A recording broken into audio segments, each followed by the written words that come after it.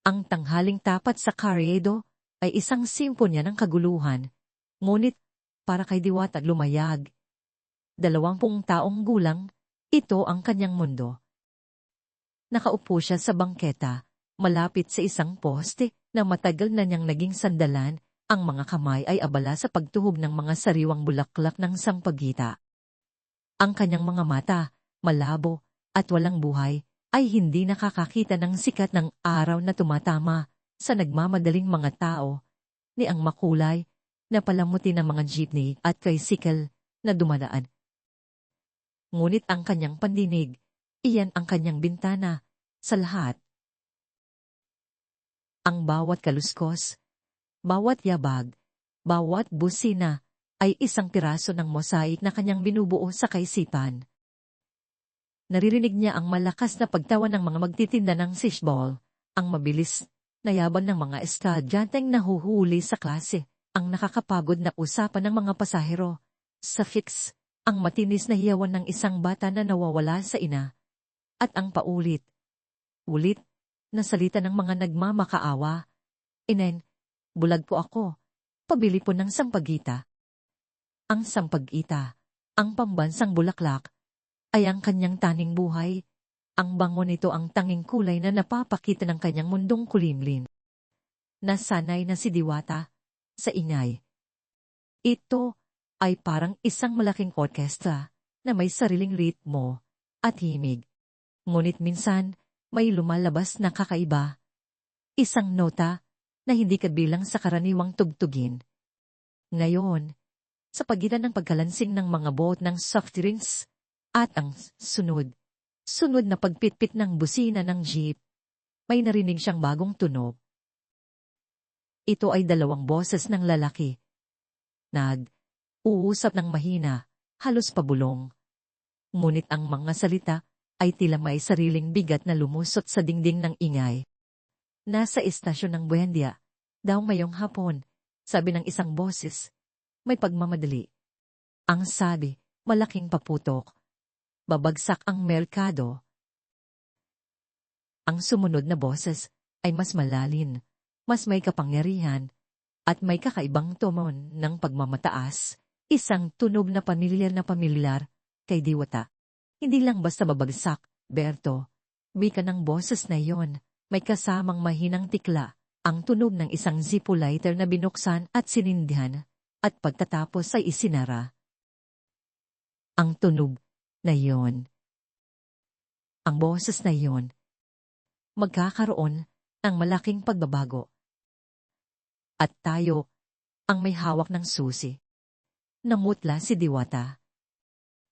Ang mga daliri niya, na kanina, ay mabilis at sanay na sanay sa pagtuhog ng sampagita, ay biglang nanlamig at tumigil. Ang tinig na iyon, ang kilalang tinig ni Don Emilio Vergara, ang respetado at matulungin na negosyante na madalas bumili ng sampagita sa kanya, laging nagbibigay ng sobra, at laging may kakaibang amoy ng pabango na may halong yosi. Ngayon, ang boses na iyon ay may dalang lamig na hindi niya kailanman narinig, at ang mga salitang istasyon ng Buendia, malaking paputok, at babagsak ang merkado ay naghalo sa kanyang isipan. Bumubuo ng isang nakakakilabot na larawan ng kapahamakan.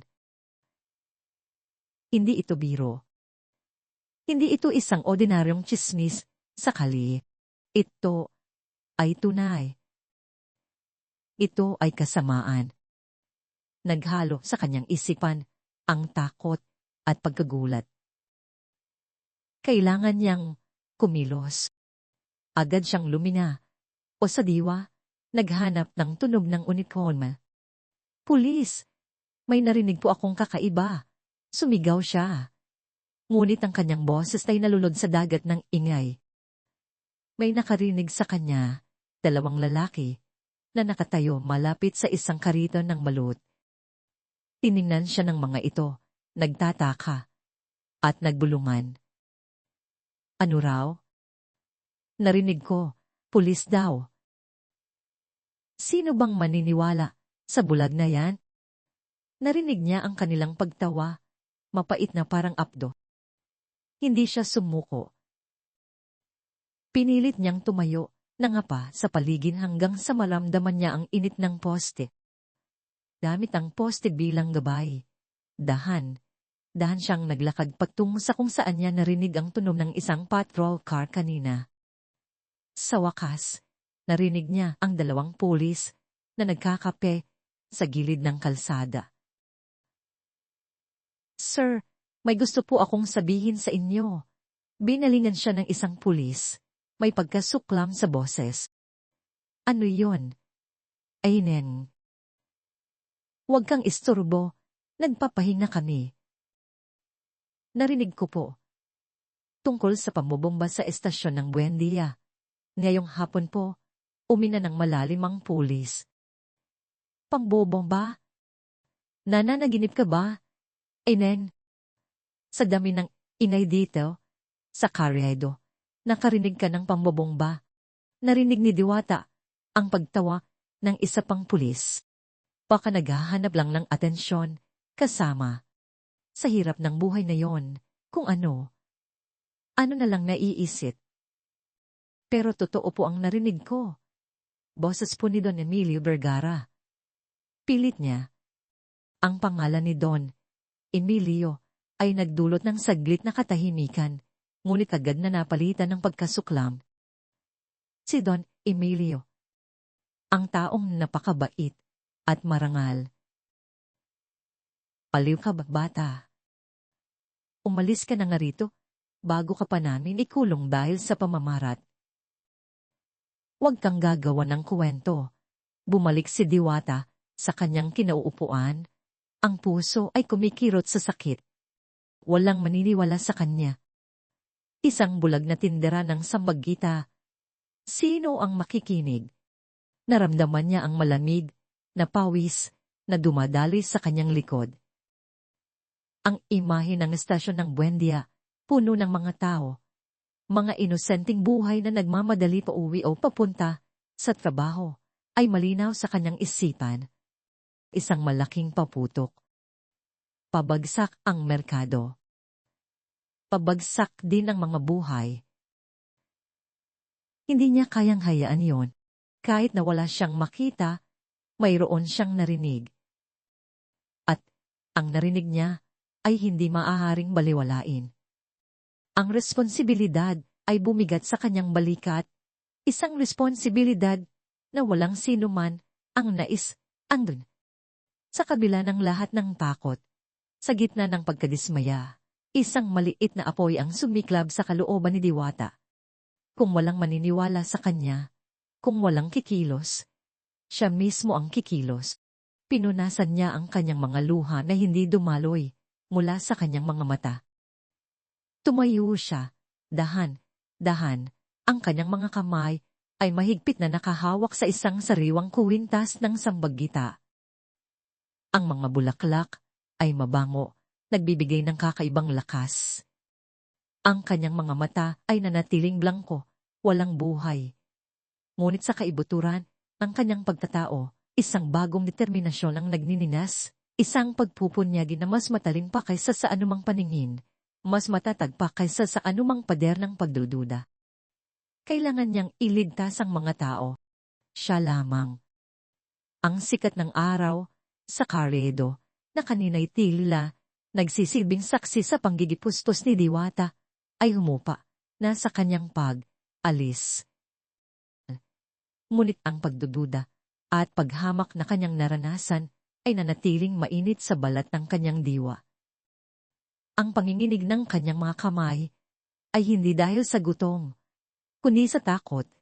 Takot para sa mga inosenteng nilalang na hindi nakakarinig ng nalalapit na panganib. At takot para sa kanyang sarili na tila nalulunod sa isang dagat ng kawalang paniwala. Ngunit ang apoy sa loob niya, na sumiklab sa gitna ng pagkadismaya, ay hindi nagpalamig. Sa halip, lalong umalab. Kung hindi siya pinaniwalaan ng mga pulis sa kalsada, marahil ay may iba pang makikinig. Kumapit siya sa isang seri ng mga bakod na bakal at mga pader. Nabatid niya ang pagkakalagay sa kanyang isip. Ang bawat hakbang ay isang pag-asa. Bawat hinga ay isang panalangin. Tumating siya sa isang istasyon ng pulisya, isang mas formal na gusali kaysa sa kapehan ng mga pulis kanina. Ang amoy ng kape, sigarilyo at lumang papel ay sumalubong sa kanya. Sir, ma'am, narinig ko po ang tungkol sa pambobong sa Buendia, sumigaw siya. Ang kanyang tinig ay may halong pagmamadalin at pagmamakaawa. Isang matabang pulis na nakaupo sa desk ang angat ng tingin at pagkatapos ay dumalik sa pagbabasa ng pahayagan na tila isang langaw lamang ang umugong. Sus Mariosep, narito na naman ang bulag na nagkukuwento ng kababalaghan, bulong ng isang pulis na nakasandal sa pader na may kasamang tawa ng kanyang kasama. Tiyak na naghahanap lang ng pangkain yan. Sa dami ng iniisip namin, may ganyan pang idadagdag. Pinilit ni Diwata na ulitin ang kanyang kwento, ang bawat detalye, ang bawat tunog. Ngunit ang bawat salita ay tila bumubulusok lamang sa sahig. Hindi naririnig, hindi pinaniniwalaan. Ang matabang pulis ay tumayo, lumapit kay Diwata, at may bahid ng pagkayamot sa boses. Ineng, alam kong mahirap ang buhay, pero huwag mong idaan sa pananakot. Walang pambobong ba? At ang sinatabi mong Don Emilio, isa siyang respetadong tao. Ayaw naming makarinig ng mga ganyang gulo. Umalis ka na bago ka pa namin ikulong dahil sa pagkakalat ng maling impormasyon. Hindi ito lugar para sa mga baliw. Ang mga salitang yon ay parang sambal sa mukha. Ang maling impormasyon. Isang gulag na walang boses, walang karapatang paniwalaan. Ang kirot ay umabot sa kaibuturan ng kanyang pagkatao. Naramdaman niya ang init ng luha sa kanyang mga mata, ngunit pinigilan niya ang mga ito. Hindi ito ang oras para sa kahinahan.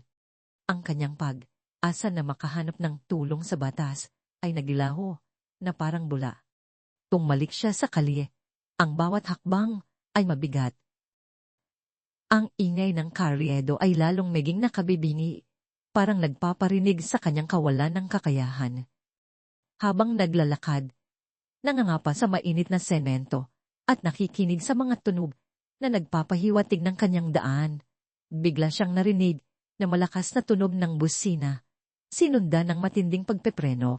Isang malakas na ugong ng makina ang umaling ngaw-ngaw. Naramdaman niya ang malakas na ihip ng hangin at amoy ng sunog na goma.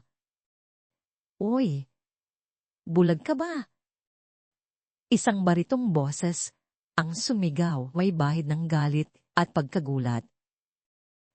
Nagulat si Diwata at muntik nang matumba. Ang sampaggita sa kanyang kamay ay nalaglag. Naramdaman niya ang init ng takot na dumaloy sa kanyang katawan. Pasensya na po. Pasensya na po. Bulong niya. Ang kanyang tinig ay nanginginig. Lumabas ang lalaki mula sa taxi. Ang yabag niya ay mabilis at medyo mabigat. Ano ba naman yan? Inen, muntik ka nang masagasaan. Bakit ka naglalakad isa at mukhang wala sa sarili? Ngunit nang makita niya ang mga mata ni Diwata na walang buhay at ang mga luha na dahang gumuguhit sa kanyang pisngi, ang tono ng boses nito ay lumambot. Ay, teka lang. Bulag ka nga pala. Pasensya na. Hindi ko napansin. Ito, si Ramon Mon de la Cruz, 28 taong gulang, isang super ng tasi na may mukha na halata ang pagod sa araw. Araw na traffic ng Maynila. Ang kanyang damit ay simple. Shirt at maong, ngunit ang kanyang mga mata ay may tisap ng kabaitan sa likod ng bahagyang pagkamainitin ng ulo. Nakita niya ang panginginig ni Diwata, ang kanyang labi na nanginginig, at ang pagkatalo sa bawat hibla ng kanyang pagkatao. Okay ka lang ba? Inen, may masakit ba sa iyo? Humiling si Diwata. Wala po. Pasensya na po ako sa abala. Ngunit ang kanyang tinig ay nabasag at hindi niya na napigilan ang pagtulo ng kanyang mga luha. Niyakap niya ang kanyang sarili, ang lungkot at takot ay sumabob. Wala kasing naniniwala sa akin. Walang gustong makinig. Nagulat si Ramon.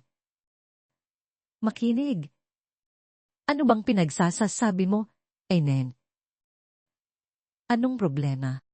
Narinig ni Diwata ang pag-aalinilangan sa tinig ni Ramon, ngunit may bahid din ng pagkabahala.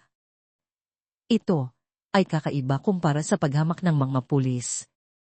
Narinig ko po ang isang pambobomba, sabi ni Diwata sa pagitan ng hitbi. Sa istasyon ng Bandia. Ngayong hapon, boses po ni Don Emilio Vergara. Narinig ko ang lahat. Napakunot ang noo ni Ramon. Don Emilio. Pambobomba. Naku, ay Neng, tigilan mo nga iyan. Sa init ng ulo ko, sa traffic, huwag kang magdagdag pa ng gulo. Sinubukan niyang maging matigas ang loob, ngunit ang tunay na takot at pagkabigo sa tinig ng bulag na babae ay humaplos sa kanyang konsensya. Pero totoo po, nagpumilit si Diwata. Narinig ko po ang boses niya, ang kanyang Zippo lighter, ang mga salita tungkol sa malaking paputok at babagsak ang merkado. At saka, narinig ko rin po ang pagdaan ng lumang motor na may kakaibang tunog ng tabotsyo doon sa kanto ng Carriedo, doon kung saan ko sila narinig. Yung parang kihiiit ang tunog. Yung lagi pong nakaparada, malapit sa Barberia. Nagulat si Ramon. Ang lumang motor na may kakaibang tunog ng tambotsyo. Iyon ay isang kilalang tanawin sa Carriedo. Madalas niyang makita kapag dumadaan siya. Isang detalyeng alam niya na totoo. At isang detalyeng napansin ng isang bulag na babae. Ang mga pulis po, hindi ako pinaniwalaan, patuloy ni Diwata. Ang kanyang tinig ay naging mas matatag. Pilit na pinipigilan ang luha. Sinabi nilang baliw pa ko. Sinabi nilang sinisiraan ko lang si Don Emilio. Pero hindi po. Narinig ko po at kailangan pong may gumawa ng paraan. Hindi ko po kayang hayaan lang na mangyari ito. Tinitigan ni Ramon si Diwata. Ang kanyang mukha ay payat. Ang kanyang mga mata ay blangko. Ngunit ang pagpupunyagi sa kanyang tinig ay hindi matatawaran. Sino ang magkukwento ng isang detalyadong kasinungalingan na may ganoong pagkaseryoso at may ganitong tunay na takot?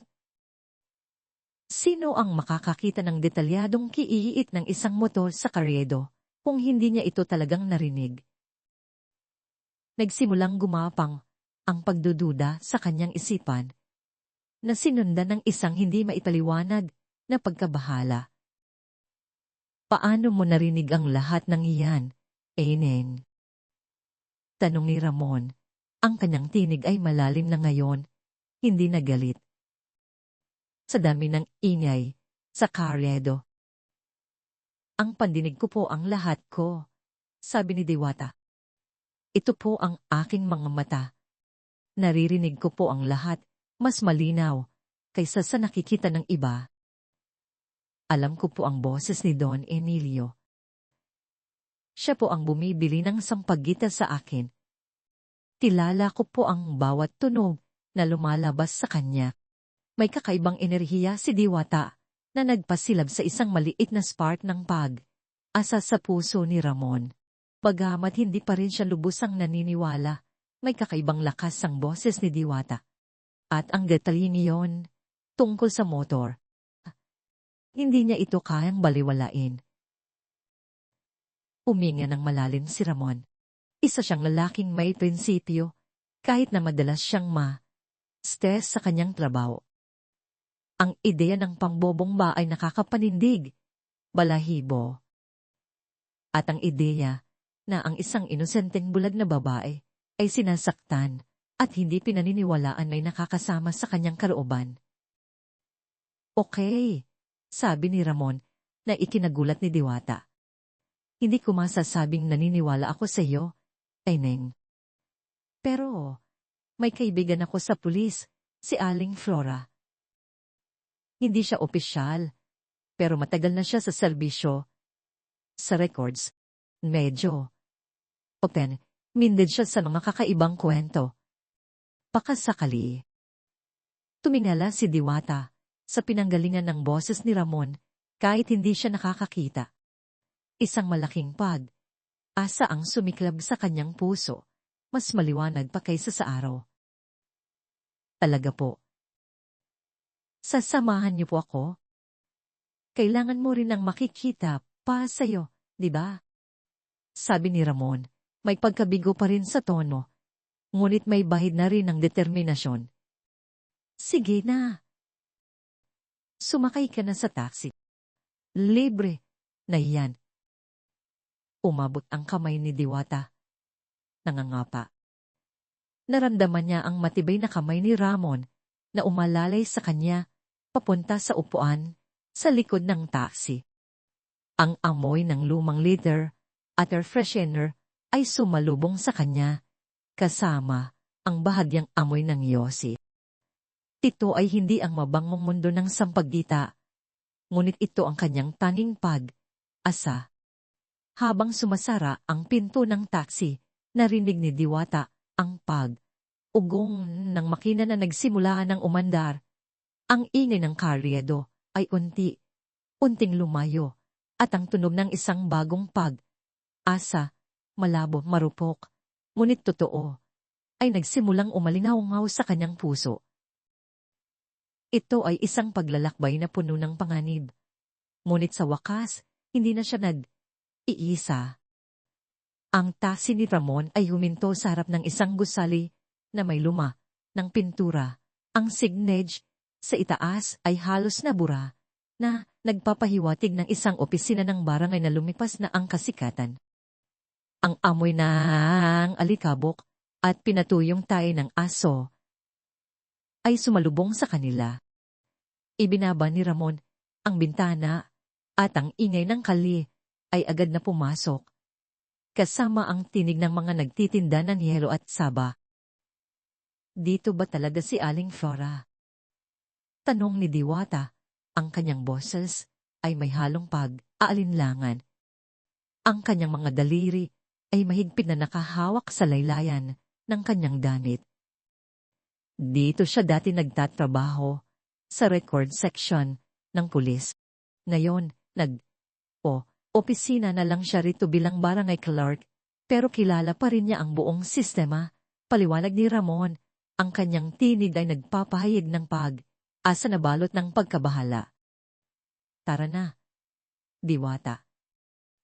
Inalaya ni Ramon si Diwata, palabas ng taxi. Ang bawat yabag sa sirang semento ay naririnig ni Diwata, kasama ang tunog ng lumang pintuan na bumukas. Ang loob ng opisina ay may amoy ng lumang papel, sabon, at usok, ang sigaryo.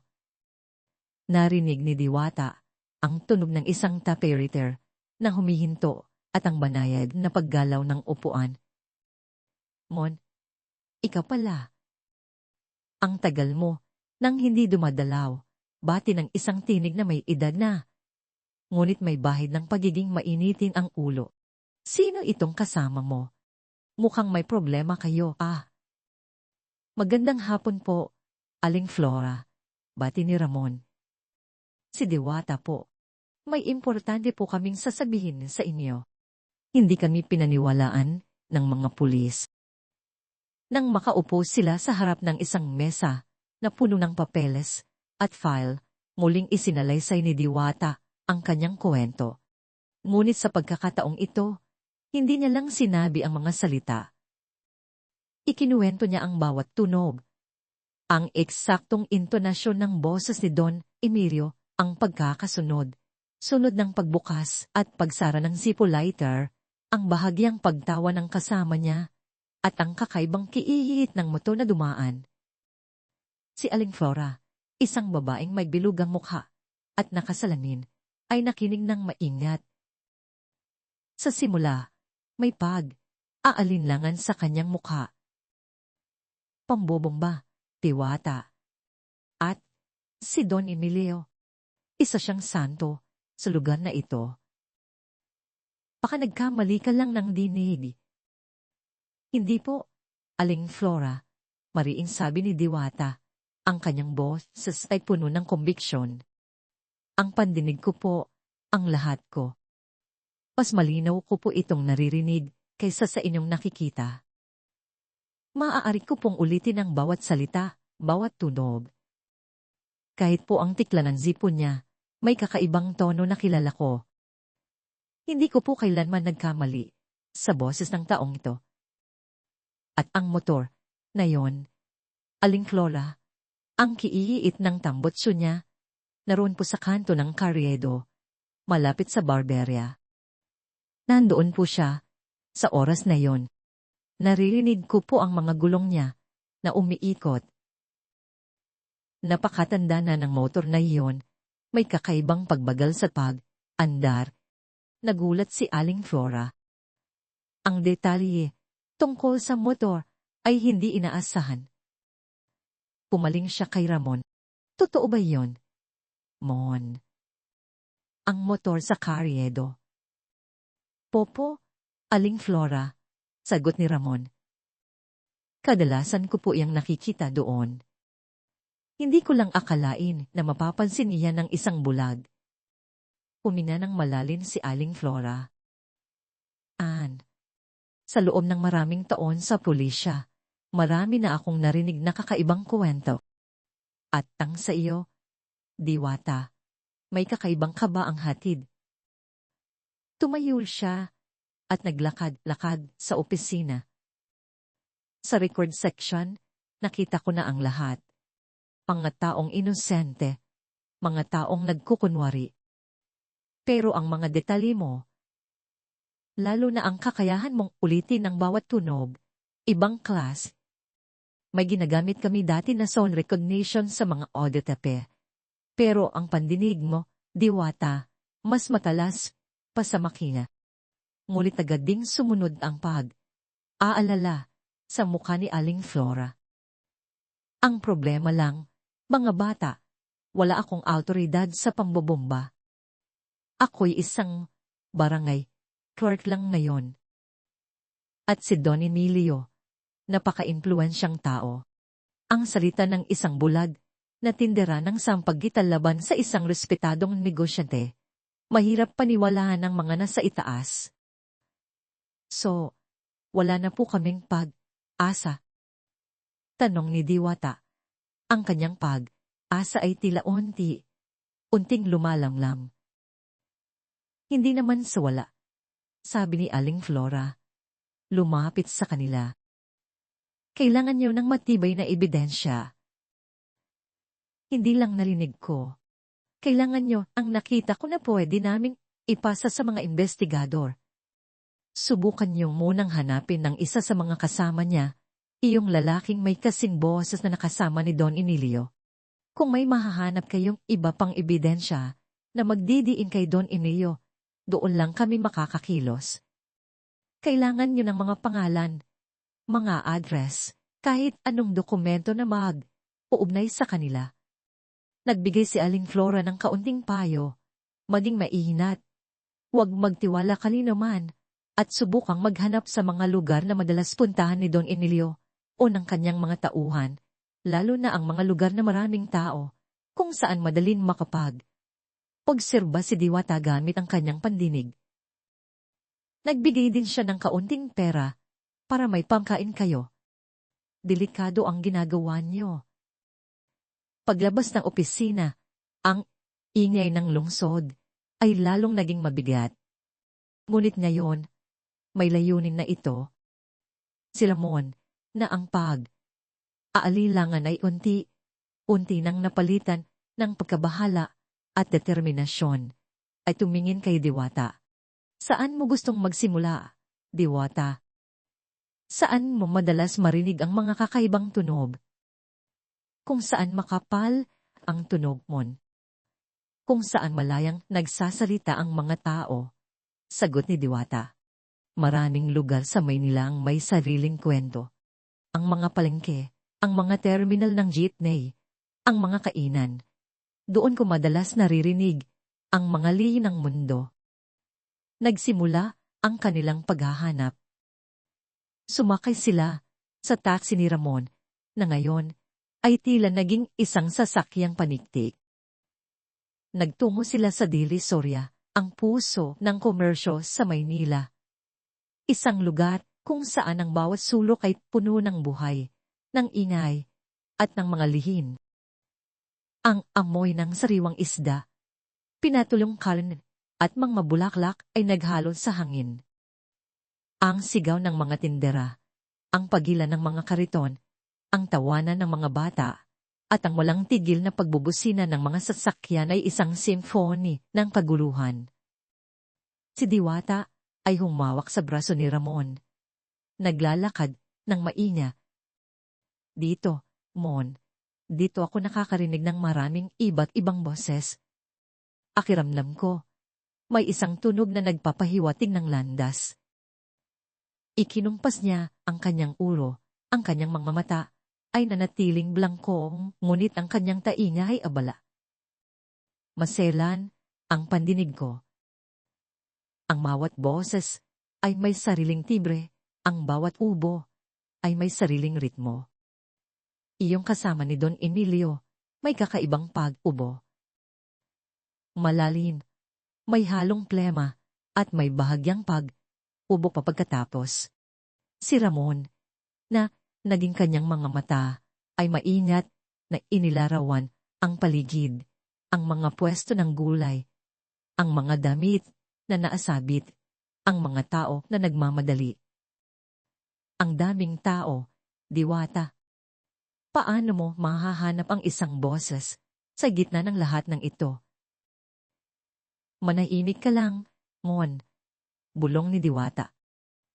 Pakinggan mo ang lahat at lalo na, pakinggan mo ang wala. Ang katahimikan sa gitna ng ingay, doon, lumalabas ang katotohanan. Dahan, sa gitna ng kalituhan, narinig ni Diwata ang isang tunog na nagpukaw sa kanyang atensyon. Isang serye ng malalim, bahagyang maingay na pag-ubo. Hindi lamang isang ubo, kundi isang serye ng 3 pag-ubo, sinusundan ng banayad na paghila ng hininga. Mon, narinig ko siya, bulong ni Diwata. Ang kanyang boses ay aalala. Yung lalaking umuubo. Iyon siya. Pagan na hinanap ni Ramon ang direksyon ng tunog. Sa isang pwesto ng mga pinatuyong isda, nakita niya ang isang lalaki na may edad balbas, sarado, na abala sa pakikipag-usap sa isang tindera. Ang lalaki ay umubo ng eksakto sa paraang inilarawan ni Diwata. Siya nga, Diwata, bulong ni Ramon. Anong gagawin natin? Sundan natin siya, pero huwag tayong masyadong lumapit. Tugon ni Diwata. Kailangan nating marinig kung saan siya pupunta, kung sino ang kanyang kakausapin. Ngunit habang sinusundan nila ang lalaki sa gitna ng Divisoria, may nangyaring hindi inaasahan. Ang lalaki ay tila nakaramdam ng presensya. Igla siyang huminto, lumingon at nakita ang mga mata ni Ramon na nakatitig sa kanya. Sa isang iglap, nagtagpo ang kanilang mga mata, ang pagpabigla ng lalaki at ang pagkaunawa ni Ramon. Takbo, Mon, sigaw ni Diwata na nakaramdam ng tensyon sa hangin. Ang lalaki ay nagsimulang tumakbo, sumisigaw ng kung ano sa isang boses na hindi maintindihan ni Diwata dahil sa bilis ng pangyayari. Hinila ni Ramon ang kamay ni Diwata at nagsimulang tumakbo. Nagmamadali sa makipot at siksik ang mga eskinita ng Divisoria. Ang mga tao ay nagulantang, ang mga kariton ay nagpagulong, at ang mga paninda ay nagkakalasan. Dito tayo, Diwata, sigaw ni Ramon, habang inilalabas ang kanyang mga kamay upang itulak ang mga tao at gumawa ng daan. Ang kanyang mga kasanayan, bilang isang trooper ng taxi, ay nagamit niya sa paghahanap ng mga shortcut at paglusot sa siksikang lugar. Pinoprotektahan niya si Diwata, na halos nabubuwal sa bawat pagtulak at pagliko. Para kay Diwata, ang lahat ay isang kaguluhan ng mga tunog, ang paghabol ng kanilang pinagtataguan, ang sigaw ng mga tao, ang tunog ng kanyang sariling puso na kumakabog sa kanyang dibdib, ang mga yabag ni Ramon na mabilis at matatag, at ang pagdaan ng mga bagay na hindi niya nakikita, ngunit nararamdaman ang hangin na nililikan ng mga ito. Ang bawat tunog ay isang kumpas ng oras, isang indikasyon ng kanilang panganib. Kanan, Mon. Diyan may kali, sigaw ni Diwata, na batay sa tunog ng mga motor at busina sa kabilang dulo ng eskinita. Nakaahon sila sa taxi ni Ramon na iniwan niyang nakaparada sa gilid ng kalye. Sumakay sila at agad na umandar si Ramon, pinitiga ang manibela habang sumisingit sa gitna ng traffic. Ang kotse nang humahabol ay naririnig niya sa likod. Delikado tayo, Diwata, sabi ni Ramon, ang kanyang mukha ay seryoso. Hindi ito biro. Alam ko, Mon. Bulong ni Diwata, ngunit ang kanyang boses ay nanatiling matatag. Naramdaman ko ang presensya ng kasamaan. Ngunit kailangan nating ipagpatulo. Maraming buhay nang nakataya. Sa isang matinding pagliko, nawala nila ang kotse ng kalaban. Huminga sila ng malalim. Nang huminto sila sa isang liblib na kalye, bumaba si Ramon upang tingnan ang likod ng taxi na bahagyang yuki. Habang nililinis ang kanyang kamay, may nakita si Ramon sa lupa. Ito ay isang lumang cellphone, may basag na screen, malinaw na nahulog mula sa bulsa ng humabol sa kanila. Diwata, tignan mo ito. Sigaw ni Ramon. Inabot ang cellphone kay Diwata. Ngunit hindi niya ito makikita. Ano yan, Mon? Isang cellphone. Sagot ni Ramon. Sinisiyasat ang telepono. Sa tingin ko, nahulog ito sa lalaking humabol sa atin. May mga text message. Pero naka-encrypt. Puro numero at simbolo. Pero may nakita akong address dito. Parang bodega. Sa tondo, naramdaman ni Diwata ang malamig na bagay sa kanyang kamay. Ang amoy ng alikabok at electronic component ay pumapasok sa kanyang ilong. Ito ang simula, Mon, mariing sabi ni Diwata. Hindi na tayo nagkakamali. Kailangan nating malaman kung ano ang ibig sabihin ng mga numerong ito. At kailangan nating puntahan ang address na yon.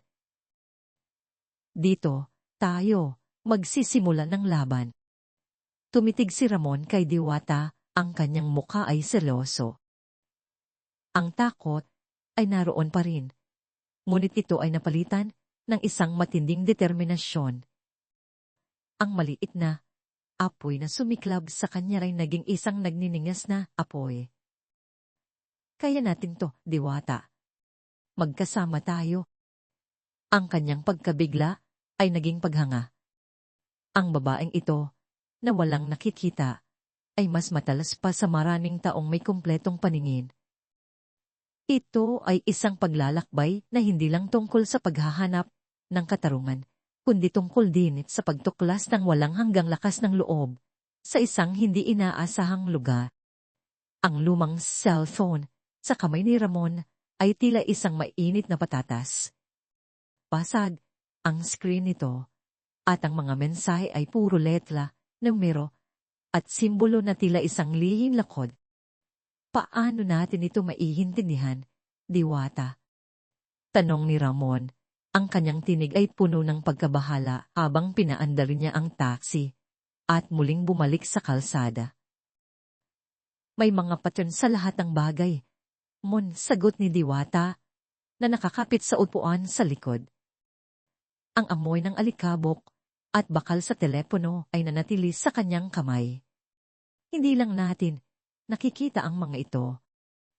Kung hindi mo maintindihan, baka may makatulong. May kilala ka bang magaling sa mga ganyang bagay? Nag-isip si Ramon.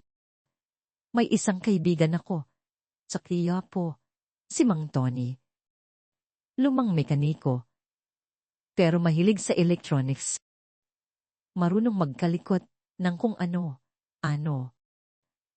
Baka matulungan tayo niyan sa mga kuding na yan. Nagmanaw si Ramon patungong Quiapo, isang lugar na may sariling ingay at kaguluhan. Matapos ang ilang minuto, nakarating sila sa isang maliit na tindahan na puno ng mga piyesa ng motor at lumang electronics.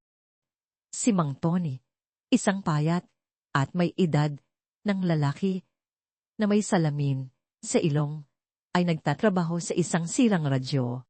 Ikinuwento ni Ramon ang kanilang problema, pinipili ang mga salita upang hindi masyadong mapakita ang buong detalye ng kanilang sitwasyon. Pagkatapos ng ilang pagkakalkal at paggamit ng isang lumang computer, nagawang basahin ni Mang Tony ang ilang bahagi ng mga mensahe. Puro salita tungkol sa oras, set at kaganento. Sabi niya, ang kanyang noo ay kunot. At ito, isang address sa Tondo. Lumang bodega. Mukhang may kargo. Silang hinihintay doon. Bodega, sa Tondo? Ulit ni Diwata. Ang kanyang pandinig ay sumisipsip sa bawat salita. Ibig sabihin, nagtatago sila doon. Maaari nating marinig ang anumang plano nila. Nagpasalamat sila kay Mang Tony at agad na nagtungo sa Tondo. Ang kalsada ay lalong naging siksikan at maalikabok. Ang amoy ng dagat na may halong basura, ang ingay ng mga batang naglalaro, at ang usok ng mga pabrika ay bumabalot sa lugar. Ang address na ibinigay ni Mang Tony ay humantong sa isang abandonadong bahagi ng Tondo, kung saan nakatayo ang mga lumang bodega, na tila ba nakalimutan na ng panahon. Ang bodega ay napapalibutan ng matataas na pader na may mga baging na gumagapang. Ang bubong ay yero, kalawangin at butas. Ang mga bintana ay basag at ang malaking pinto sa harap ay tila matagal nang hindi nabubuksan. Ang amoy ng lumang kahoy, agyo, at nabubulok na bagay ay bumabalot sa hangin. Dito tayo, Diwata, bulong ni Ramon. Mukhang walang tao. Pakinggan mo, Mon, bulong ni Diwata, kinakabahan. Ang katahimikan dito ay hindi totoo. May ingay sa loob ng katahimikan. Naglakad sila nang maingat sa gilid ng bodega. Ang mga yabag ni Ramon ay halos hindi marinig. Huminto sila sa isang bahagi ng pader na may maliit na butas, tila sapat upang marinig ang loob.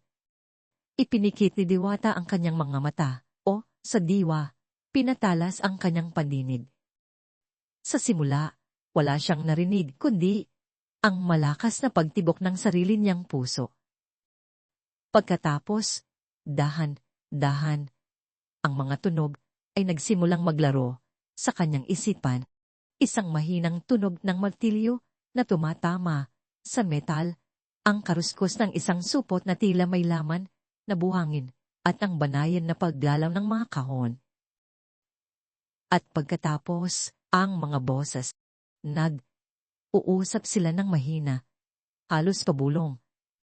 Ngunit para kay Diwata, ang bawat salita ay malinaw. Ang timing ay mahalaga. sabi ng isang boses. Ang boses ng lalaking umubo sa divisorya. Kinakailangan nang ayusin ang mga detonator.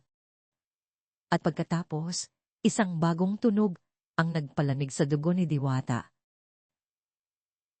Isang mahinang tikla ng isang Zippo lighter na binuksan at sinindihan, at pagkatapos ay isinara. At pagkatapos, ang boses na yon, ang boses na minsan niyang hinangaan, ngunit ngayoy kinasusuklaman. Hindi ko inasahan na magiging ganoon kadali ang pagkuha ng mga piyesa, Berto. Wika ni Don Emilio Vergara. Ang kanyang boses ay kalmado, ngunit may bahid ng pagmamataas na mas nakakatakot kaysa sa galit. Sa sandaling magsimula ang kaguluhan, ang mga stocks ay babagsak. Tuon tayo papasok. Ang pagbebenta ng share sa mababang presyo bago pa man mangyari, ang paputok ay sisiguruhin ang ating yaman. Namutla si Diwata. Ang kanyang mga kamay ay nanlanig. Siya yan, bulong niya. Ang kanyang tinig ay halos hindi marinig. Si Don Emilio. Narinig ko siya. Uusap sila tungkol sa pagbaba ng pressure ng stocks at oras ng pag-activate. Narinig din ni Ramon ang mga uling bahagi ng pag-uusap. Hindi siya makapaniwala. Don Emilio. Ang taong iyon, ang kanyang isipan ay nagkaroon ng kaguluhan. Si Don Emilio Vergara ay isang haligi ng lipunan. Ang kanyang mukha ay nasa mga pahayagan at balita, laging may ngiti, laging nagbibigay ng pera sa mga kawanggawa, lalo na sa mga proyekto ng pampublikong transportasyon. Ibig sabihin, ang lahat ng iyon ay isang takip. Pagad na gumamit si Ramon ng kanyang cellphone upang hanapin ang mga balita at impormasyon tungkol kay Don Emilio. Ang bawat pahina na binasa niya ay nagdulot ang matinding pagkabila. Si Don Emilio ay isang kilalang negosyante, isang philanthropist na maraming pinagaling na ospital, nagpatayo ng mga paaralan, at sumusuporta sa mga programa para sa mga mahihirap. Ngunit sa likod ng lahat ng iyon, ang kanyang punay na mukha ay unti-unting lumalabas. Isang demonyo na nagkukubli sa isang maskara ng kabaitan. Ang motibo ni Don Emilio ay mas malalim kaysa sa pera lamang. Ito ay tungkol sa kapangyarihan. Gusto niyang gumumo ang lahat, Diwata. Sabi ni Ramon, ang kanyang tinig ay puno ng galit at pagkasuklam para makabili siya ng mga ari-arian sa murang halaga.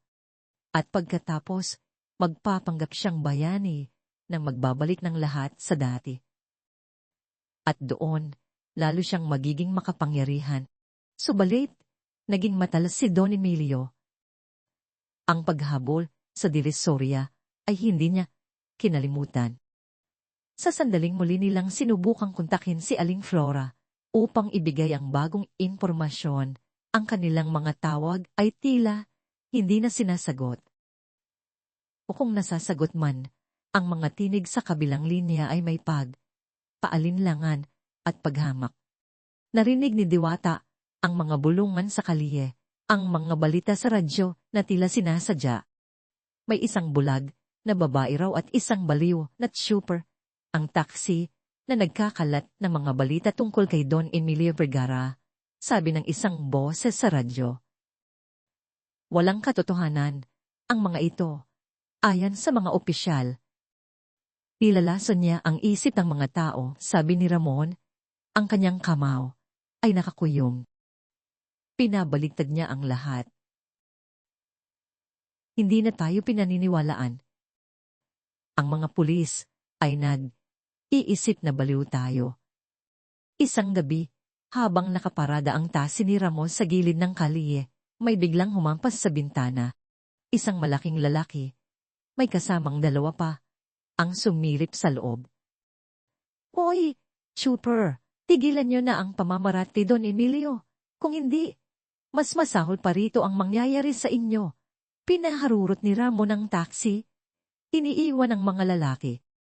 Ang takot ay kumalat sa loob ng sasakyan. Delikado na tayo, Diwata.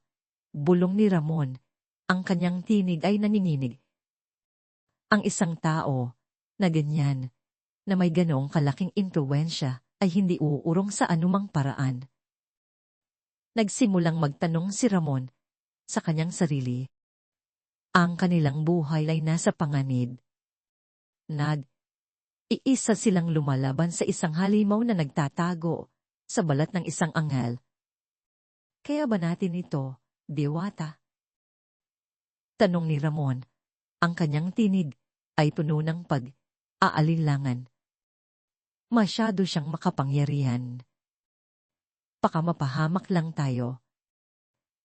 Naramdaman ni Diwata ang takot ni Ramon. Naramdaman din niya ang kanyang sariling takot. Ang panginginig ng kanyang mga kamay, ang lamig ng pawis sa kanyang likod. Ngunit sa gitna ng lahat ng iyon, naroon pa rin ang apoy ng kanyang determinasyon. Naalala niya ang boses ni Don Emilio, ang pagmamataas at lamig sa mga salita nito. Naalala niya ang Zippo lighter, ang tunog ng pagkasuklam.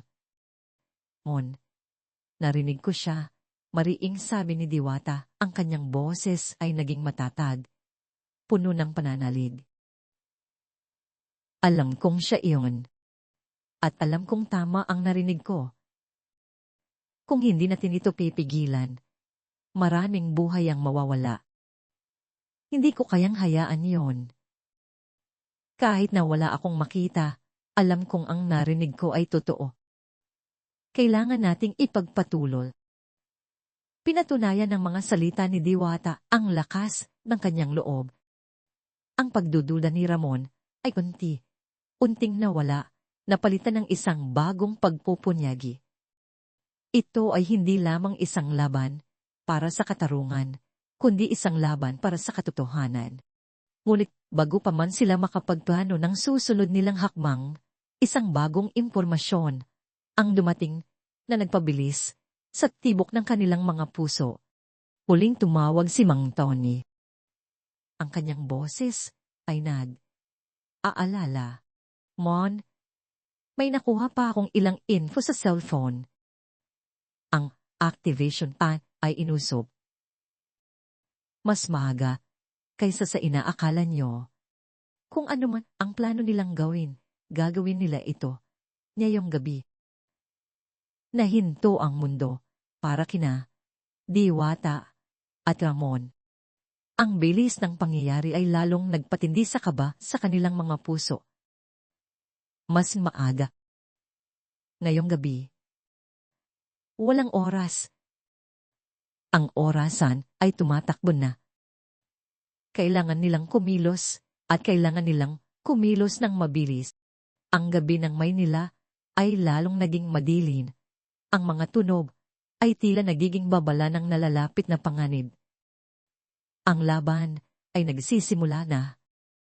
Ang mundo nina, Diwata at Ramon ay tila biglang bumaliktad sa mga salitang mas maaga. Ngayong gabi, ang gabi ay bumabalot na sa Maynila. Ang mga ilaw ng lungsod ay nagniningning na parang mga sugat sa balat ng madilim na kalangitan. Ang tinig ni Mang Tony sa telepono ay muling umalingaw sa isipan ni Ramon na ngayon ay mas malinaw kaysa kailanman.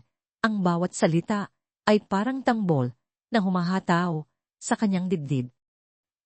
Kailangan nating kumilos ngayon, Diwata. Hindi na tayo pwedeng mag-aksaya ng oras.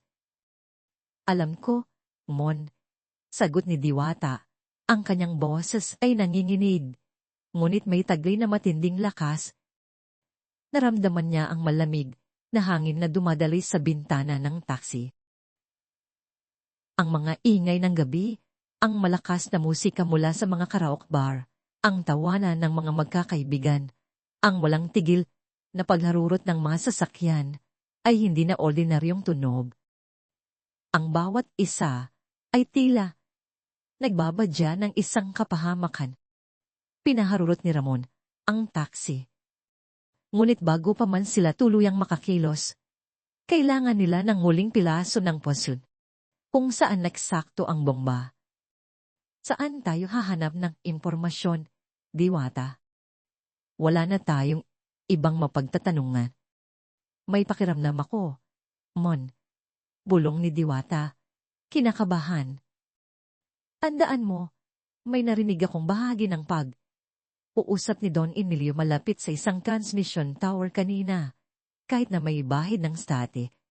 Marahil ay doon siya muling makitipag-ugnayan sa mga tauhan niya. Kaya, sa gitna ng gabi, nagmanaw si Ramon pagtungo sa isang lugar na maraming transmission tower, malapit sa mga riles ng tren. Ang ingay ng mga static sa radyo ng taxi ay lalong nagpatindi sa kaba. Ipinikit ni Diwata ang kanyang mga mata o sa diwa, pinatalas ang kanyang pandinig sa pinakamataas na antas. Ang mga tunog ng mga electrical current, ang malakas na ugong ng mga tower, at ang bahagyang pagburong ng hangin ay bumabalot sa kanya. Pagkatapos, sa gitna ng lahat ng iyon, narinig niya ang static file na tinig ni Don Emilio. Manipis, halos hindi maintindihan. Ngunit ang timbre ng boses at ang mahinang tikla ng Zippo lighter ay hindi maitago. Sa istasyon ng Buendia, sa pangatlong bagon, gitnang bahagi, siguraduhin, sa loob lamang ng ilang minuto. Aktibasyon. Nahinto ang mundo para kay Diwata. Ang bawat salita ay parang tidlat na tumama sa kanyang puso. Mon, narinig ko siya. Istasyon ng Buendia, sa pangatlong bagon. Ngayon na, ilang minuto na lang, walang tanong, walang aalinlangan. Si Ramon ay agad na inikot ang manibela. Ang mga gulong ay kumalingaw sa kalsada. Ang taxi ay naging isang dilaw na kidlat na bumabaybay sa mga siksikang kalsada ng Maynila. Ang oras ay bumibilang na at ang bawat segundo ay mahalaga. Saan tayo, Diwata? Sigaw ni Ramon. Ang kanyang tinig ay may halong adrenaline at takot. Ang kanyang mga mata ay nakatitig sa dilim na kalsada. Kaliwa, Mon. May busina ng jeep sa kanan na lumalapit. Kailangan nating makadaan. Ang kakayahan ni Diwata ay naging kanilang test. Naririnig niya ang tunog ng bawat makina, ang ritmo ng bawat busina, ang hiyawan ng bawat naglalakad na tila nagbibigay direksyon. Diretso sa tunog ng tren, Mon. May siksitang traffic sa kanan. Maraming fists at boss. Ngunit ang Don Emilio ay hindi isang ordinaryong kalaban.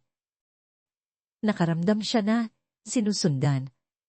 At ang kanyang impluensya ay umabot kahit saan.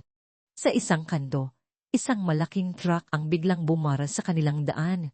Tila sadya. Pumalik tayo. Mon. Harang yan. Sigaw ni Diwata. Huwag kang alala. Sigaw ni Ramon habang pinaikot ang manibela. At pinasok ang isang makipot na iskinita na tanging mga tricycle at motor lang ang nakakapasok. Ang mga basura at likabok ay umakyat sa hangin. Ang mga tao sa iskinita ay nagulat at nagtakbuhan. Nagkaroon ng mga chase sa loob ng siksikang Maynila. Mga kotse na tila sumusunod sa kanila, mga nagmumotor na biglang humaharang sa kanilang daan. Ang bawat pagliko, ang bawat pagharurot ay isang peligroso na aksyon. Ang taxi ni Ramon ay nakatanggap ng ilang gasgas at UP. Ngunit patuloy itong tumakbo, na tila may sariling buhay. Naramdaman ko ang andar ng motor sa likod natin. Mon, bilisan mo. Ang pagpapawis ay kumalat sa mukha ni Ramon. Ang kanyang mga kamay ay mahigpit na nakakapit sa manibela. Ngunit ang tinig ni Diwata, kahit na naninginig, ay patuloy na nagbibigay ng asa. Siya ang kanyang mga mata, sa gitna ng kaguluhan. Sa wakas, pagkatapos ng isang matinding pagtakbo at pagliko, nakarating sila sa istasyon ng Buendia. Ngunit, ang kanilang pagdating ay hindi sinalubong ng kapayapaan. Malaking istasyon ay naliligo sa kaguluhan. Mga tao ang nagtatakbuhan, sumisigaw, nagtutulakan. Ang balita tungkol sa isang aksidente o kaguluhan na sadya gawa ni Don Emilio ay kumalat na. Ano yan, Diwata? Ang gulo, sigaw ni Ramon habang isinasara ang taxi at sinisikap na makapasok sa istasyon. Hindi aksidente, Mon. Ito ang plano niya. Ang gulo ang gusto niya para hindi nila tayo mapansin. Sagot ni Diwata. Inabahan siya, ngunit ang kanyang pagpupunyagi ay lalong naging matalas. Si Ramon at Diwata ay kinailangan na makipagsiksikan sa gitna ng nagpapanik na mga tao. Ang bawat pagtulak, ang bawat hiyawan, ang bawat yabag ay bumubuo ang isang symphony ng takot. Hinawakan ni Ramon si Diwata sa braso at ipinagtanggol niya ito sa gitna ng karamihan. Kanan ba, Diwata? Saan tayo pupunta? Pakinggan mo, Mon, ang tren. Naririnig ko ang pag-andar ng mga makina. Ang kaluskos ng mga gulong sa riles. May 3 tren dito. Hanapin natin ang tunog ng 4 tren. May kakaibang tunog ang makina nito. Parang may humuhugong na bahagya sa bawat paghinto. Ganit ang kanyang pambihirang pandinig. Ginabayan ni Diwata si Ramon sa gitna ng gulo. Sa wakas, narating nila ang 4 riles. Naroon ang tren, nakahinto. Ang mga tao ay nagmamadaling bumaba at sumakay, ngunit ang karamihan ay lumalabas na dahil sa gulo. Ito na, Diwata. Nasaan ang bagon? Sa gitna, Mon, pakiramdam ko. Sa pangatlong bagon, narinig ko ang mahinang tunog ng ventilation doon. At may kakaibang amoy din doon, parang amoy ng pinagsamang kahoy at metal. Sumakay sila sa pangatlong bagon. Ang loob ng tren ay medyo kaunti na ang tao, ngunit ang amoy ng takot ay nanatili sa hangin. Wala tayong oras, Diwata. Kailangan nating hanapin yon. Diwata, ang kanyang mga kamay ay nangangapa sa sahig. Ay dahang gumapang. Ang kanyang tainga ay nakatutok sa pinakamaliit na tunog. Naririnig niya ang mga tunog ng tren, ang pag-andar ng makina sa malayo, ang pag-iyak ng isang bata sa labas, ngunit ang lahat ng ito ay nawawala sa kanyang pandinig. Ang hinahanap niya ay isang tunog lamang. Ang tik-tik ng bomba. Narito, bulong ni Diwata. Sa ilalim ng upuan, may lumang travel bag. May maririnig akong mahinang tunog ng titik-ik doon. Hindi gaanong malakas, pero naroon. Agad na hinanap ni Ramon ang sinasabi ni Diwata. Sa ilalim ng isang upuan, may isang lumang travel bag na tila iniiwan na. Nanginginig ang kanyang mga kamay. Binuksan niya ang bag. Nakita niya ang isang makina, may mga wires at timer na ngayon ay bumibilang na pababa. 0, 1. 4 na puetik ka. 0, 1. 4 na puetapat. Dita, ito nga. Sigaw ni Ramon, ang kanyang tinig ay puno ng gulat. Paano ito disarm? Hindi ko alam. Sinubukan ni Ramon nakalikot ang mga wires, ngunit wala siyang karanasan. Ang bawat segundo ay bumibilang. Ang bawat tik ay tila humahataw sa kanilang buhay. Ang takot ay kumalat sa kanya. Walang silbi ang kanyang tapang kung hindi niya alam ang gagawin. Huwag mo munang galawin, Mon. Baka lalong sumabog. Sigaw ni Diwata. Ngunit bago pa man mawalan ng asasina, Diwata at Ramon, isang bagong tunog ang umalingaw sa gitna ng kaguluhan. Mga yabag, mabilis, at matatag. Lumalapit. At, pagkatapos, ang pamilya na tinig ni Aling Flora. Diwata, Ramon, narito na kami. Kung mayroon kang mga hiling o puna, mangyaring mag-comment para ipaalam sa akin. Lubos na nagpapasalamat si Inday Andrea.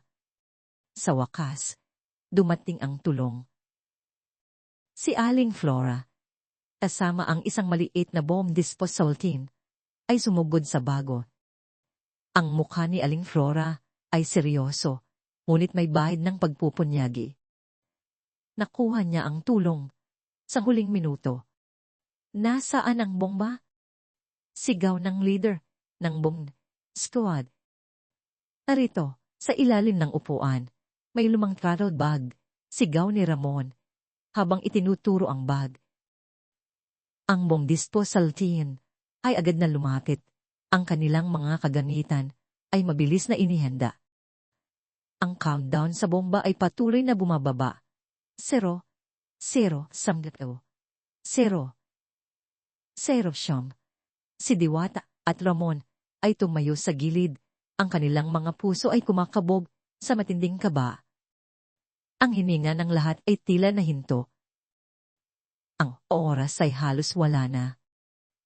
Ang laban para sa buhay ay nasa mga huling segundo na. Ang countdown sa bomba ay halos walang marinig. Ngunit para kina Diwata at Ramon, ang bawat kit ay parang huling hining na ng orasan. 0, 0, 5, 0, 0. Apat ang mukha ng bomb squad leader ay seryoso. Ang kanyang mga mata ay nakatitig sa komplikadong mga wirin. Ano ng kulay? Diwata. Ano nang sabi nila? Ang kanyang boses ay kalmado. Ngunit ang pagkadalian sa bawat salita ay malinaw. Ang pawis ay dumadali sa noo niya, sumasalpok sa liwanag ng maliit na flashlight. Ipinikit ni Diwata ang kanyang mga mata nang mas mahigpit. Pinipilit na marinig ang pinakamaliit na detalye mula sa alaala ng pag-uusap ni na Don Emilio.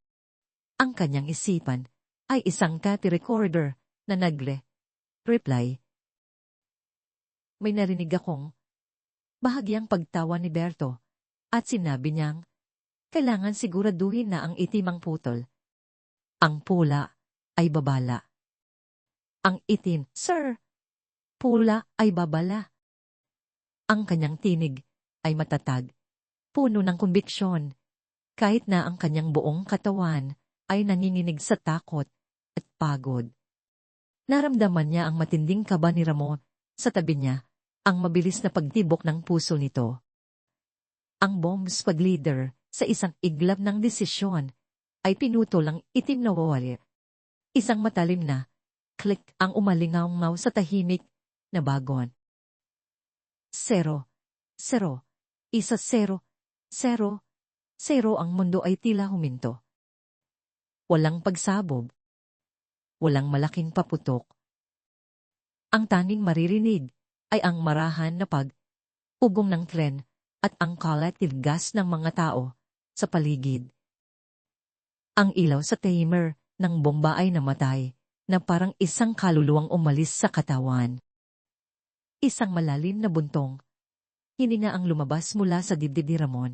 Naramdaman niya ang init ng kanyang luha na dumadaloy sa kanyang pisngi. Hindi siya makapagsalita. Niyakap niya si Diwata. Mahigpit na parang siya ang kanyang kaisang buhay. Diwata. Nagawa natin. Nagawa natin. Ang kanyang tinig ay nabasag. Halong ginhawa, takot, at paganga. Ang loob ng tren ay pinuno ng mga sigaw ng pag-relief. Ang mga pulis at miyembro ng bomb squad ay nagkatinginan. Ang pagka-shock at paghanga ay makikita sa kanilang mga mukha. Ang isang bulag na babae ay nagligtas sa maraming buhay. Ang mukha ni Aling Flora ay puno ng luha ng kagalakan.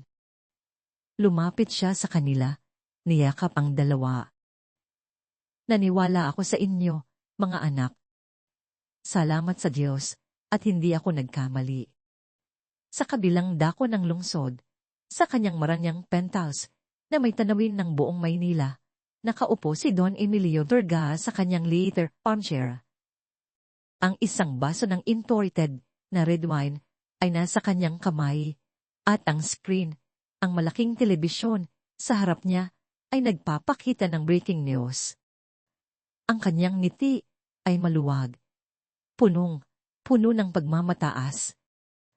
Inaasahan niyang makarinig ng balita tungkol sa isang malaking pagsabog, isang trahedya na magbubukas ng pinto sa kanyang masalimuot na plano. Ngayon na, bulong niya sa sarili habang hinihigop ang alak. Ngayon, magsisimula ang lahat. Pabagsak ang merkado, at ako ang magiging tagapagligtas. Ngunit ang boses ng reporter ay biglang nagbago. Mula sa kalmadong pagbabasa ng stock market updates tungo sa isang seryosong tono. Nagbabagang balita, isang banta ng pambubomba sa istasyon ng Buendia. Matagumpay na napigilan ng ating mga awtoridad sa tulong ng mga sibil. Nabigla si Don Emilio. Ang baso ay nahulog mula sa kanyang kamay. Nabasag sa sahig, at ang red wine ay kumalat sa puting carpet na parang dugo. Isang babala ng kapahamakan. Ano? Isang sigaw na halos hindi marinig, ngunit puno ng matinding galit at pagkabigla. Ang screen ay nagpakita ng mga litrato ng estasyon ng Buendia na ngayon ay pinuno ng mga pulis at mga miyembro ng bomb squad. Ang isang klose, na litrato ng bomba na ngayon ay disalong na ang lumabas. At sa gilid nito, isang malabong shot ni Diwata at Ramon, na ngayon ay kinakausap ng mga pulis. Ang kanyang telepono ay nadpin, ngunit hindi niya pinansin. Ang kanyang utak ay puno ng kaguluhan, nagtatangka na unawain kung paano nagkamali ang lahat.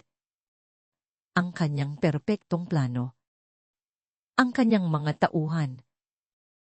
Paano?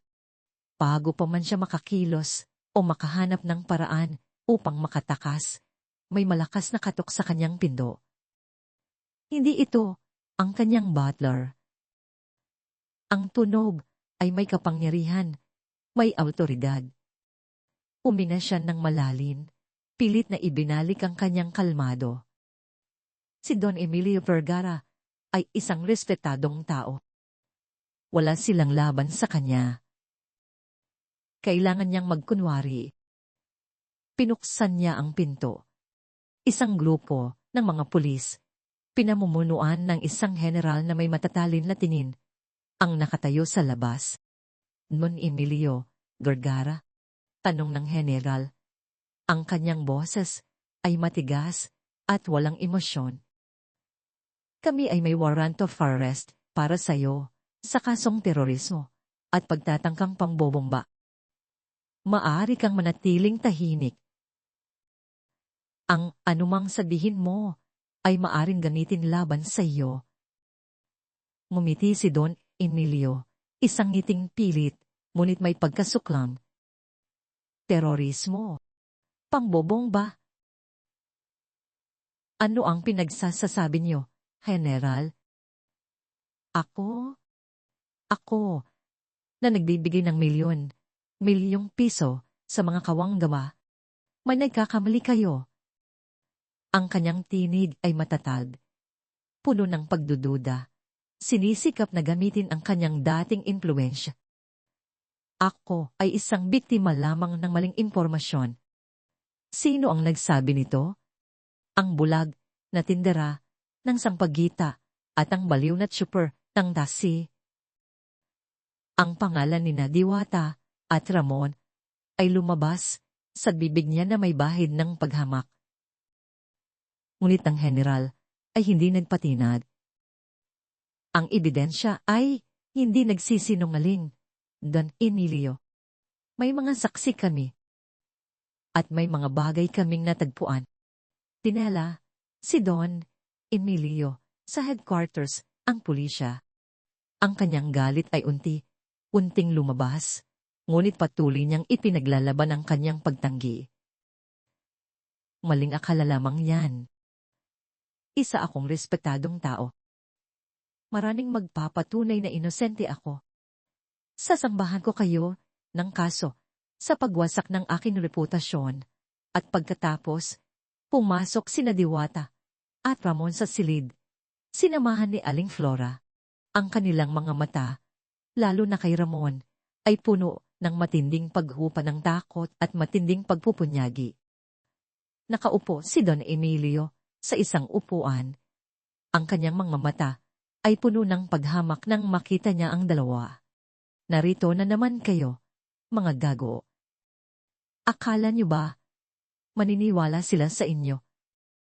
Isa kayong bulag na nagkukuwento ng kababalaghan at isang chopper ng taxi na gumagawa ng gulo. Sino ba kayo laban sa akin? Ang kanyang mga salita ay puno ng paghamak, isang huling pagtatangka na sirain ang kanilang kredibilidad. Nakatayo si Diwata, ang kanyang mga mata ay blangko, ngulit ang kanyang muka ay puno ng matinding galit. Ang puso niya ay kumikirot sa bawat salitang lumalabas sa bibig ni Don Emilio. Ngunit sa pagkakataong ito, hindi niya hahayaan na matalo siya ng paghamak. Hindi kami nagkukwento, Don Emilio, sabi ni Diwata, ang kanyang boses ay kalmado, ngunit may pilit na lakas na tila nagmumula sa kaibuturan ng kanyang pagkatao. Narinig namin ang lahat. Narinig. Ano nang narinig mo, bulag? Puro imahinasyon lang yan, tawa ni Don Emilio, isang mapait na tawa. Sinisikap na panatilihin ang kanyang pagiging matatag. Ngunit sa sandaling iyon, isang bagay ang nagpabago sa kapaligiran. Ipinikit ni Diwata ang kanyang mga mata, hindi upang tumingin, kundi upang mas marinig ang alaala. Ngayon, hindi lang siya nakikinig. Ngayon, siya ang nagpaparinig. Nasa istasyon ng Buendia, daw mayong hapon, ulit ni Diwata, ang kanyang tinig ay hindi na kanya. Ito ay ang eksaktong kopya ng boses ng isa sa mga kasama ni Don Emilio, ang pagkakasunod. Sunod na mga salita ay perpekto, ang bawat intonasyon ay tumpak. Ang sabi, malaking paputok, babagsak ang merkado. Nagulat si Don Emilio. Ang kanyang katawan ay tila nanigas. Nawala ang ngiti sa kanyang labi. At pagkatapos, muling nagsalita si Diwata, ngunit sa pagkakataong ito, ang tinig ay malalim, may kapangyarihan, at may kakaibang tono ng pagmamataas, ang eksaktong boses ni Don Emilio, na tila nagmumula sa kanyang sariling alaala. Hindi lang basta babagsak, Berto. Magkakaroon ang malaking pagbabago. At tayo, ang may hawak ng susi. At pagkatapos, isang malinaw na tunog ang umalingaw sa tahimik na silid. Ikla. Ang tunog ng isang dipoliter na binuksan at sinindihan at pagkatapos ay isinara. Ang tunog na yon. Ang tunog na yon na matagal nang kinikilala ni Diwata. At ngayon ay ginamit upang ibunyag ang katotohanan. Namutla si Don Emilio.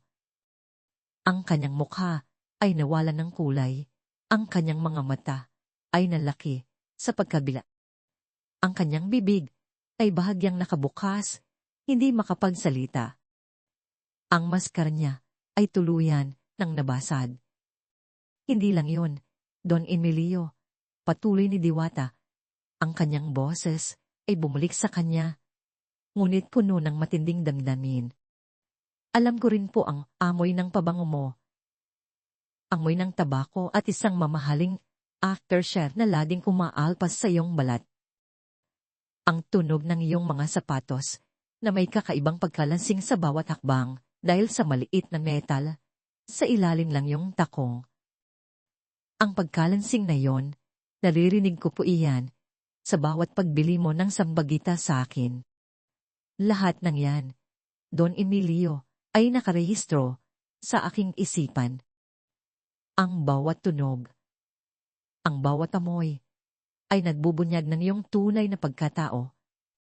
Tumayo si Ramon, ang kanyang mukha ay matatag at puno ng katarungan. Nahanap namin ang cellphone ng isa sa iyong mga tauhan, Don Emilio. Ang mga mensahe ay naka-encrypted, ngunit nabasa namin ng ilan. Mga detalye tungkol sa oras, set, at ang bodega sa Tondo. At narito pa, sabi ni Ramon, habang inilalatag ang ilang printout ng mga transaksyon sa stock market na ibinigay sa kanya ni Aling Flora. Ang mga transaksyon mo sa stock market, Don Emilio. Ang short selling na ginawa mo, ilang araw bago ang sinabi mong pagpaputok. Ang lahat ng ito ay konektado at nagpapakita ng iyong motibo. Hindi ka nagmamalasakit sa mga tao, kundi sa iyong sariling kayamanan at kapangyarihan. Ang mukha ni Don Emilio ay ganap na nawalan ng maskara. Ang pagmamataas ay napalitan ng takot at ang galit ay napalitan ng desperasyon. Sinubukan niyang magsalita, ngunit walang lumabas sa kanyang bibig. Ang kanyang mga kamay ay nanginginig. Ang lahat ng ebidensya ay nagtuturo sa iyo, Don Emilio, sabi ng general. Ang kanyang boses ay ngayon ay puno ng pagtasuklang. Ang iyong impluwensya at iyong yaman ay ginamit mo sa masamang paraan. Hindi ka isang respetadong negosyante. Isa kang terorista. At sa batas ng Pilipinas, ang iyong krimen ay walang kapatawaran. Kinulong si Don Emilio Vergara. Ang balita tungkol sa kanyang pagkahuli ay kumalat na parang apoy sa buong bansa. Ang tao na minsan ay itinuring na isang huwaran, isang philanthropist, ay ngayon ay nabunyag bilang isang demonyo, isang halimaw na nagkukubi sa maskara ng kabaitan. Ang kanyang intalyo ay gumuho, ang kanyang reputasyon ay nawasak. Ang buong Pilipinas ay nagulantang. Ang mga tao ay hindi makapaniwala. Ang mga balita ay puno ng mga detalye ng kanyang masalimuot na plano, ang kanyang mga motibo, at kung paano siya nabunyag ng isang bulag na tindera ng sampaggita at ng isang chauffeur ng taxi. Si Diwata at Ramon, ang bulag na tindera ng sampaggita at ang chauffeur ng taxi, ay naging mga pambansang bayani. Ang kanilang kwento ay isinalaysay, ang kanilang katapangan ay ipinagdiwang. Mula sa pagiging mga biktima ng kawalang paniwala, sila ay naging simbolo ng pag-asa, ng katotohanan, at ng lakas ng loob na matatagpuan kahit sa mga pinakamababang antas ng lipunan. Ang liwanag ng katarungan ay sumikat sa dilin, at ang mga tunog ng pag-asa ay muling umalinongaw sa buong Maynila. Ang lungsod ng Maynila ay huminga ng malalim. Ang banta ng kapahamakan na halos lumamon sa estasyon ng Buendia ay napigilan, ngunit ang mga galos at sugat nito ay nanatili sa kalooban ng bawat mamamayan. Ang ingay ng balita ay mas malakas kaysa sa karaniwan, binubuo ng mga detalye ng isang nakakagulat na pagkakanulo at ang hindi inaasahang pagkabunyag ng isang taong kinalulugdan. Si Don Emilio Vergara, ang respetadong negosyante at pilantropo, ay naging isang terorista sa mga mata ng publiko, isang malaking pagkadismaya na nagpahina ng loob ng marami. Ngunit, nagpatingkad din sa katotohanan na ang kasamaan ay maaring magkubli sa likod ng pinakamahusay na maskara. Sa gitna ng kaguluhang ito, dalawang pangalan ang umalingaw sa bawat sulok ng bansa, Diwata at Ramon. Sila ang mga bida ng isang kwento na parang pelikula, ngunit tunay na naganap. Mula sa pagiging isang bulag na tindera, ang sampagitan na walang sinuman ang pinaniniwalaan, at isang ordinaryong tsuper ng tasi na halos walang nakakapansin. Sila ay biglang naging mga mukha ng tapang at pag-asa. Ang kanilang kwento ay lumaganap ng napakabilis, mula sa mga pahayagan hanggang sa mga balita sa telebisyon, hanggang sa simpleng tsismisan sa mga kanto. Naging simbolo sila, isang paalala na ang pinakamalaking lakas ng loob ay maaaring matagpuan sa pinakamababang antas ng lipunan, at ang pagiging mapagmatiyag ay mas mahalaga kaysa sa anumang posisyon o yaman. Si Diwata, na minsan ay nakaupo lamang sa kalsada, ang kanyang mga mata ay blanko sa gitna ng ingay ng karedo, ay ngayon ay may ibang uri ng kapaligiran. Ang mga tao ay lumalapit sa kanya, hindi para bumili ng sambagitan na may bahid ng awa, kundi para makinig sa kanya, para hawakan ang kanyang kamay, at para magpasalamat. Ang kanilang mga tinig ay puno ng paggalang, paghanga, at tunay na pagmamalasakit. Ang mga dating paghamak at pagdududa ay napalitan ng isang pagmamahal at pagkilala na hindi niya kailanman inakala. Hindi na siya isang bulag na nagkukwento ng kababalaghan, kundi isang babaeng may mga tainga na nakarinig ng katotohanan. Ang barangay, sa tulong ni Aing Flora, ay nagbigay ng isang maliit na simpleng parangal para kina Diwata at Ramon. Sa gitna ng simpleng seremonya, sa harap ng maraming tao, sinabi ni Aling Flora, si Diwata, at Simon, ang nagturo sa atin, na ang pagdinig ay hindi lang sa tainga kundi sa puso. At ang pagtingin ay hindi lang sa mata, kundi sa diwa. Naramdaman ni Diwata ang init ng paghanga ng mga tao, isang init na mas mainit pa kaysa sa sikat ng araw sa karedo. Ang bawat palakpak, ang bawat sigaw ng pagpupuri, ay isang himig na pumupuno sa kanyang puso. Si Ramon, sa kabilang banda, ay nagpatuloy sa pagmamaneho ng kanyang taxi. Ngunit ang kanyang pagmamaneho ay hindi na pareho. Hindi na lang ito para kumita ng pera. Bawat pasahero ay isang kwento, bawat kalsada ay isang patunay ng kanyang bagong layunin. Nakikinig siya ng mas maingat sa mga usapan sa radyo, sa mga balita, at sa mga pangkaraniwang bulungan sa kanyang taxi. Naging mas mapagmatyag siya. Mas may pagpapahalaga sa bawat buhay na kanyang sinasakay, at sa bawat kalsada na kanyang dinaraanan. Maraming pasahero ang nakakakilala sa kanya, umihingi ng litrato, o nagkukwento ng kanilang paghanga. Hindi siya nagbago, nanatili siyang simpleng tsuper ng taxi, ngunit may mas mataas na layunin, isang bantay ng katarungan sa likod ng manibela. Kung gusto mong makinig sa mga kwentong nilikha ni Inday Andrea, comment lang po. Ang ugnayan ni Diwata at Ramon ay lalong lumalim, hindi lamang sa pagiging kaibigan, kundi sa isang bagay na mas malalim pa. Si Ramon, na dati ay nag-aalinlangan, ay ngayon, ang kanyang mga mata. Bawat detaling hindi nakikita ni Diwata ay inilalarawan niya. Mula sa kulay ng damit ng isang taong bumabati hanggang sa mga ulap sa kalangitan. Bawat hakbang na ginawa ni Diwata ay may gabay ng braso ni Ramon. Ang kanilang mga pag-uusap ay hindi na lang tungkol sa paghahanap ng ebidensya, kundi sa mga simpleng kwento ng araw, sa mga pangarap, at sa kinabukasan. Ang pagtitiwala sa isa't isa ay kumabot sa isang antas na halos hindi na kailangan ang mga salita. Isang hawak sa kamay, isang banayan na kumpas, ay sapat na upang maintindihan nila ang bawat isa.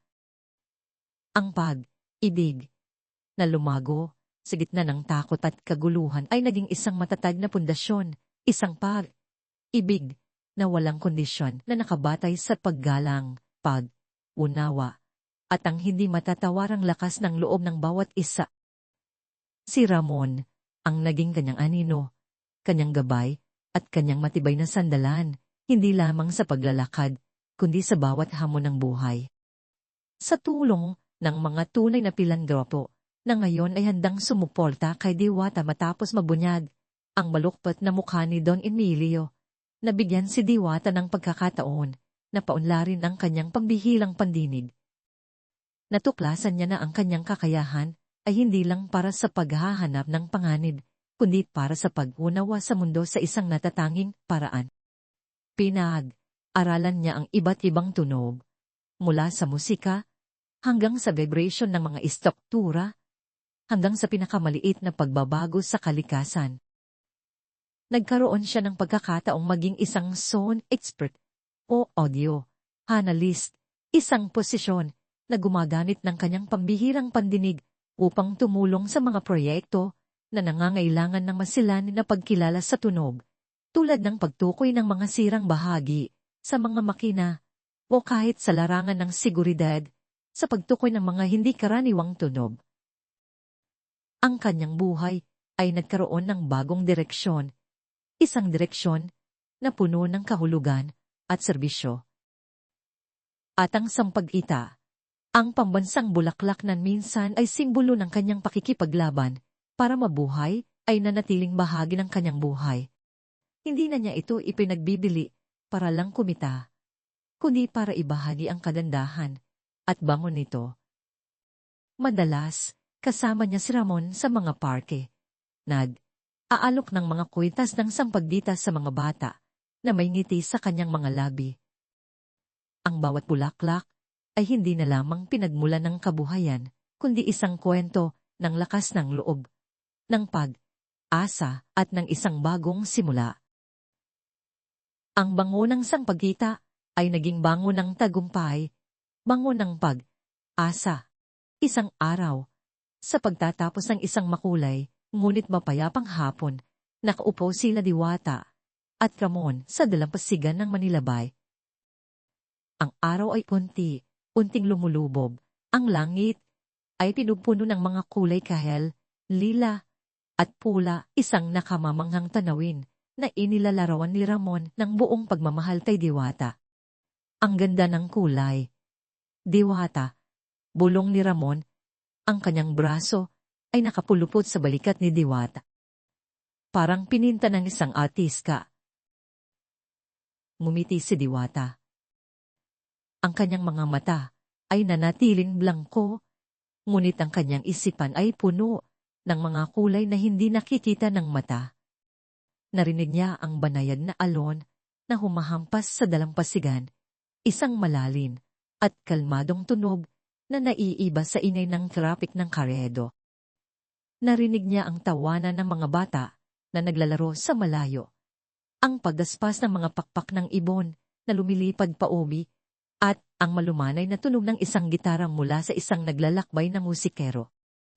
Hindi ito kaguluhan, kundi isang simponya ng buhay, ang kapayapaan ng pag-asa.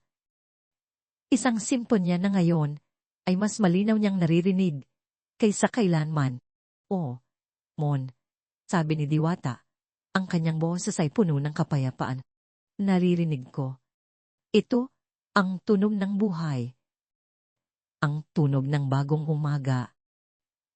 Ang araw ay tuluyang lumubob, at ang mga ilaw ng lungsod ay nagsimulang lumiwanag, parang libong bituin na sumasayaw sa lupa. Sa gitna ng lahat ng ito, sina Diwata at Ramon ay nakaupo, magkasama. Ang kanilang kwento ay isang patunay na ang lakas ng loob ay hindi nasusukat sa kung ano ang nakikita, kundi sa kung ano ang nararamdaman sa puso. Ang pagtitiwala ay maaaring magsilbing tulay sa pagitan ng dalawang magkaibang mundo. At ang pinakamaliit na tinig, ang pinakahina na pandinig, ay maaaring maging instrumento ng pinakamalaking pagbabago.